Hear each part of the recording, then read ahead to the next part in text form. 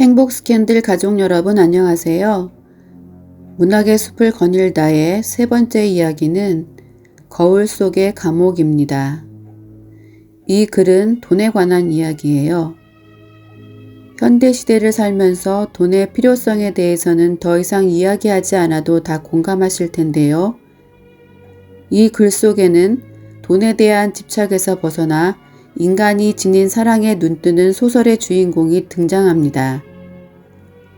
우리가 돈이 꼭 필요한 삶을 살면서도 돈의 노예가 되지 않을 수 있는 방법은 무엇일까? 한번 고민해보는 시간이 되면 좋겠습니다.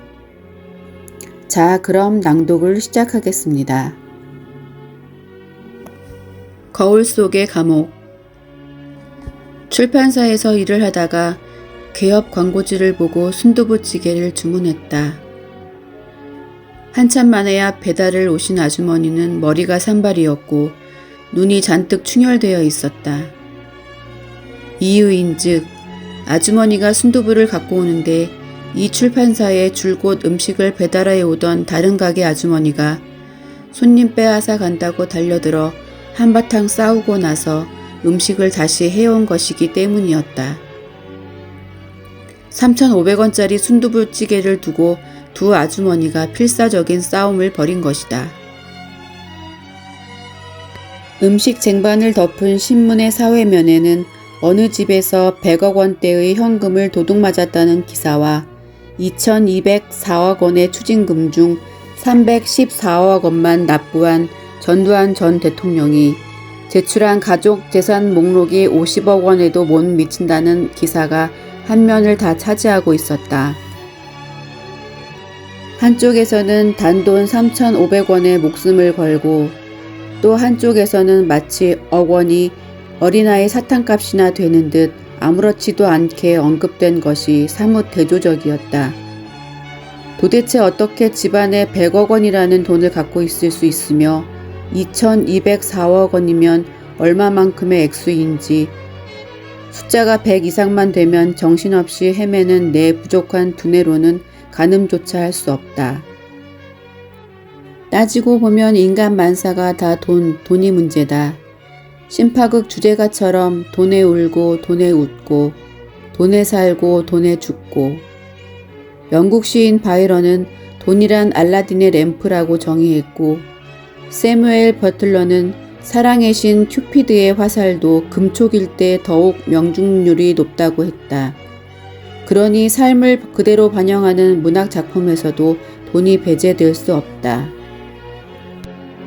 돈에 대한 지나친 집착으로 인한 인간성 상실의 예로는 셰익스피어의 베니스의 상인에 등장하는 샤일록이나 찰스 디킨스의 크리스마스 캐럴에 나오는 스크루지를 들 수 있다. 스크루지나 샤일록이 미움받는 구두쇠라면 19세기 영국의 여류작가 조지 엘리엇의 사일러스 만어에 등장하는 주인공은 동정받을 만한 구두쇠이다. 마하너는 억울하게 도둑 누명을 쓰고 고향을 떠난 직조공이다. 그는 자기가 짠 직물을 파는 일 외에는 마을 사람들과 아무런 왕래도 없이 외딴 집에서 혼자 살고 있다. 그에게 유일한 낙이 있다면 하루에 16시간씩 꼬박 앉아 짠 직물을 팔아서 번 금화를 쓰지 않고 냄비에 담아 마루 밑에 감추어 두고 밤마다 꺼내어 어루만져 보는 일이다. 그러던 어느 날 그의 인생에 크나큰 변화가 찾아온다. 그의 삶의 목적 자체이던 금화를 누군가 훔쳐간 것이다. 자살까지 생각하며 비탄에 빠져 잃어버린 금화를 찾아다니다 허탕치고 돌아온 어느 날 밤, 마하너는 난로가에 잠들어 있는 2살 배기 여자아이를 발견한다. 아이의 반짝이는 금발을 금화로 착각하고 순간적으로 들떴던 그는 그 아이가 어머니는 죽고 아버지한테 버림받은 고아나 마찬가지라는 사실을 알게 된다. 그리고 마하너는 그 아이를 키우기로 작정한다. 그때부터 마하너는 딱딱하고 차가운 금화 대신에 딸 에피를 사랑하는 마음으로 키우며 자기를 버렸던 세상에 마음의 문을 열기 시작한다. 마을 사람들에게 말을 걸고 친절을 베풀기 시작하고 마을 사람들도 마하너를 따뜻하게 대한다. 그는 에피를 통해 난생 처음으로 사랑을 준다는 것, 그리고 사랑을 받는다는 것이 어떤 것인지 느끼고 이 세상에 선이 존재함을 새롭게 배운다. 이 세상에 선은 분명히 존재한다는 것, 나는 이제 그걸 알아. 세상에는 고통과 악이 존재하지만 보이지 않는 곳에 분명 선은 있어.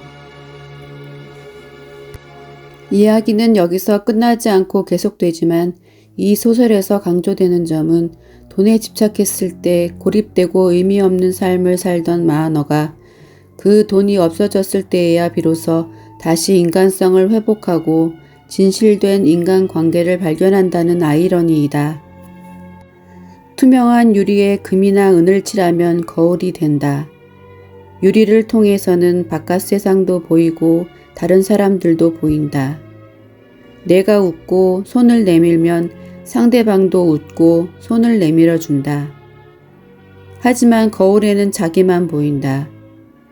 금, 은으로 사방에 벽을 쌓고 살아가는 사람들은 마치 거울 속 사람들처럼 자기만을 바라보고 자기만 돌보며 감옥인 줄도 모르는 채 감옥 속에서 살아간다. 사일러스 마하너는 에피를 통해서 거울 감옥 속에서 벗어났다. 그리고 말한다. 누가 뭐래도 그때보다 지금이 훨씬 더 행복하다고.